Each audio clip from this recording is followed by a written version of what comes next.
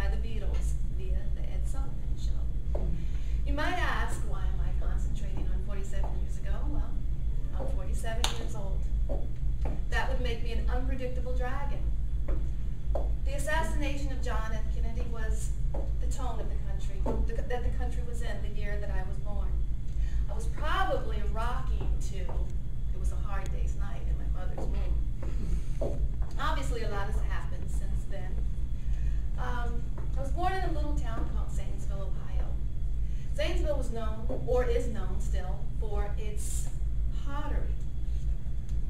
They call themselves the self-proclaimed pottery capital of the world. They say that because their soil is not like our soil, it's mainly of clay. During that time in Zanesville and also the rest of the world, well, the rest of the country, it was illegal for blacks and whites to marry.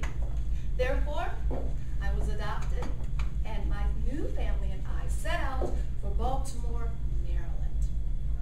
I was not very happy with this new city, and I made a promise to myself at 5 years old, as soon as I get a chance, I'm out of here. So, my father was a Pentecostal pastor. Of course, I spent many hours in church, and because I was a precocious little dragon, I contradicted everything my father said in regards to his interpretation of the Bible. That was fun, actually. We must do something, that's us dragons. Oh, let's see. At 17 years old, I left for Philadelphia to art school. And as most pastors' children do, I became buck wild. Yes, I am a cliche. But I did settle down, and at about 22, I got married, adopted a very small little daughter of my own. I loved being a stay-at-home mom. The naps, the play dates, the mommy and me's, the first word, the first sentence, the first everything. I enjoyed it immensely. Now, there was a small problem in my parenting style. I was a bit of a tiger mom.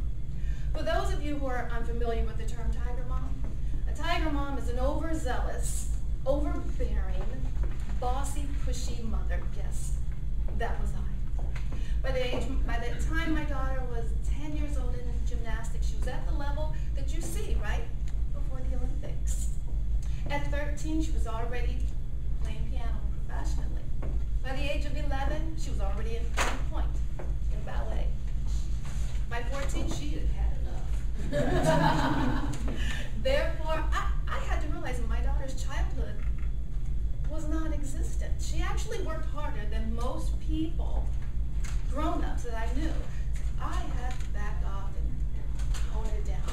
Now she's a lazy teenager getting ready for college. So, after 22 years of marriage, I'm now divorced, living with my ex-husband, because we both decided that it was more important for our child to have the benefit of both parents her last year of high school. So we had to learn to become friends, and we did. At 47 years old, I am transforming myself into the great phoenix. I'm about to embark on a new journey in my life. The last couple of years I've been searching. What is my purpose here? What am I supposed to do? Where am I going? What am I supposed to do? In all my studying and researching, I've learned that my purpose is actually to help people do what I just did. Transform my life, their life. I love what I do, counseling people one-on-one. It's very enlightening for me as well. But I have a new goal. I need to start workshops and speaking in front of people. And doing that, I have to overcome my issues regarding speaking in front of people. Toastmasters is another form of my personal transformation. Thank you.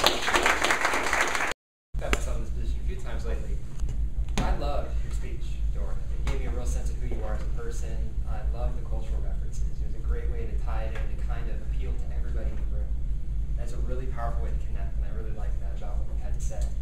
Icebreakers, for those of you who are new or maybe unfamiliar, it's an opportunity for us to get to know who you are and to connect a little bit. It gives you your first opportunity to step up and publicly speak. So for Dora to come up here and do this and to kind of lay open her soul, so to speak, you felt very comfortable. You sounded very confident. You didn't have a whole lot of nervous activity going on. It was great. It was a good job. It was very well done. A couple of points just for encouragement along the way. When you invited us in with the dragon, immediately you grabbed it and what do you mean dragon? 47 dragon, what are you talking about? The year of the dragon. I thought you were going in a completely different direction, and I liked the way you spun it back. It was a great way. You did that consistently throughout. You kept tying things back into the timeline of your life. You make a cultural reference and you tie it back in. You make another reference and you tie it back in. Great organization. Fantastic. And I'm not ignoring the rest of you. I'm just looking at her right now. It's her speech. So the one thing that I see a lot of beginning speakers do, and I've been guilty of this myself, is what I call vocal exaggeration. When you come up and you speak, you act as if you're doing a voiceover for a movie or an audition instead of just speaking comfortably.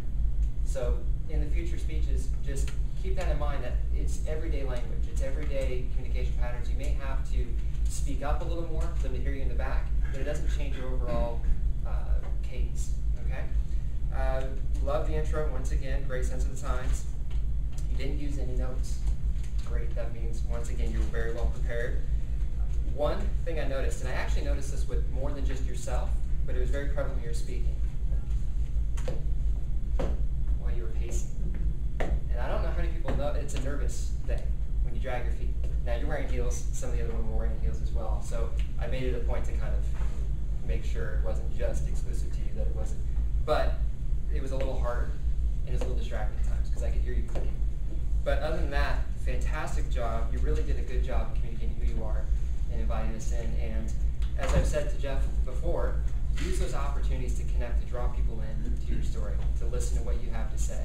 It's a powerful opportunity, and it's a great thing to get really good at. So anyway, at this time, I'm going to hand it back.